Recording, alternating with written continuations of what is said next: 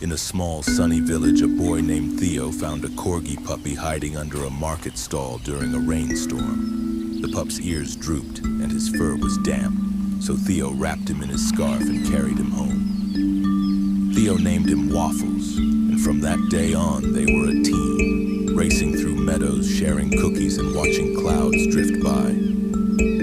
Waffles had a way of making even the dullest days feel bright. Theo didn't just rescue a puppy that